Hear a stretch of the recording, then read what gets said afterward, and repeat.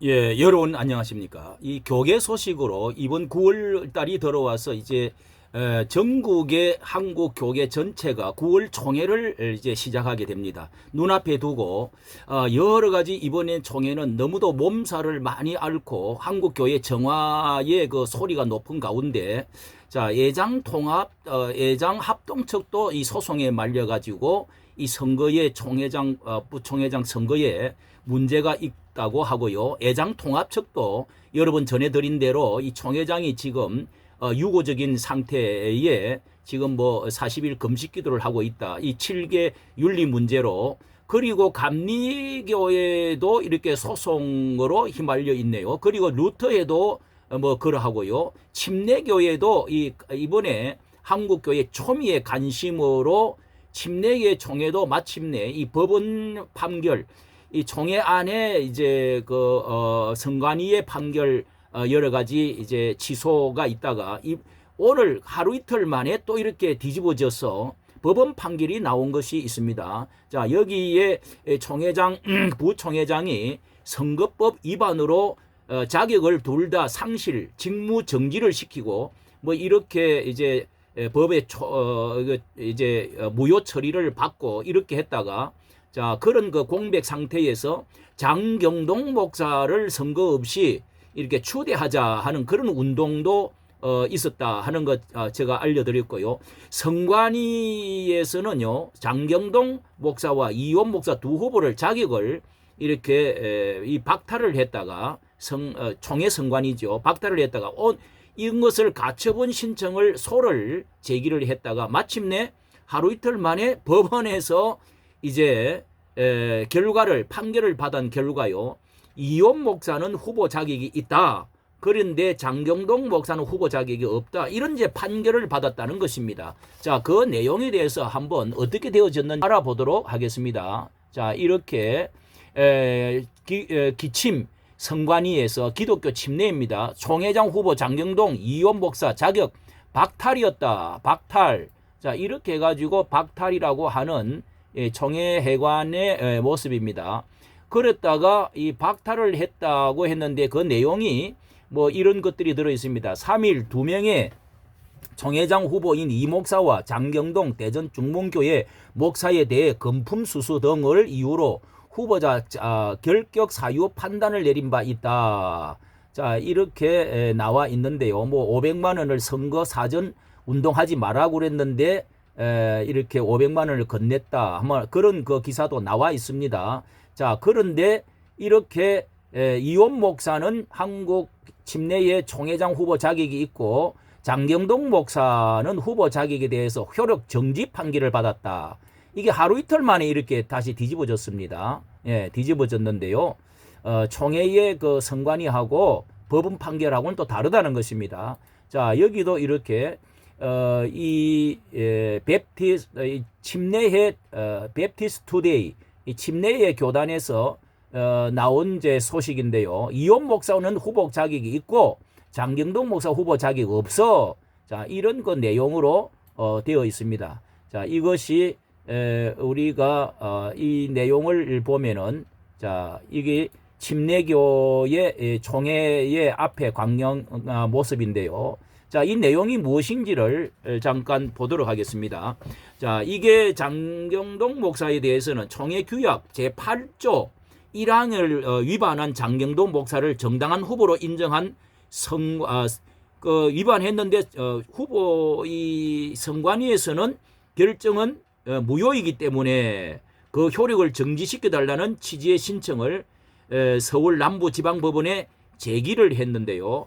자, 이 중문교회 그래서 이 법원에서 받아 중문교회와 11개의 지교회를 보유하고 있다는 것입니다. 장경동 목사는 그중에 6개의 교회만이 총회에 등재를 시켰는데 이 중에 5개 교회를 담임 목사로 심우하고 있다는 것입니다.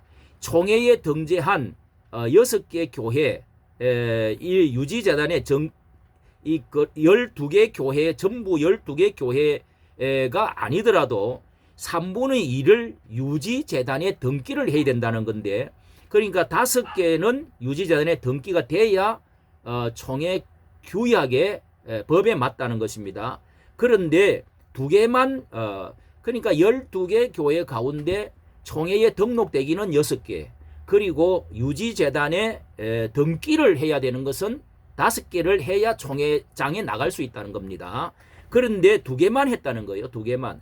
그래서 이게 법에 맞지를 않아서 7월 1일에야 그것도 늦게 선거를 위해서 재단 등기를 했다.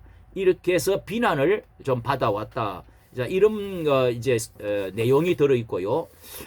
이 후보 등록이 부당함을 지적하는 민원이 선거관리위원회에 접수가 되었지만은 이 총회 선관위에서는 엄포성 공문도 보내고 뭐 결국 가처분 사건으로 이렇게 이어지게 되었다. 이렇게 이제 법원에 이제 의뢰를 한 것이죠. 담임 목사로 심우하는데 5교회 교회 중 일부 교회만이 유지재단에 등기한 것을 이유로 이 선관위가 장 목사의 총회장 후보 등록을 취소한다는 결정을 하였음이 소명된다. 이 말은 장경동 목사는 총회장 후보 자격이 없음을 서울 남부지방법원에서 판단을 내렸다는 것입니다.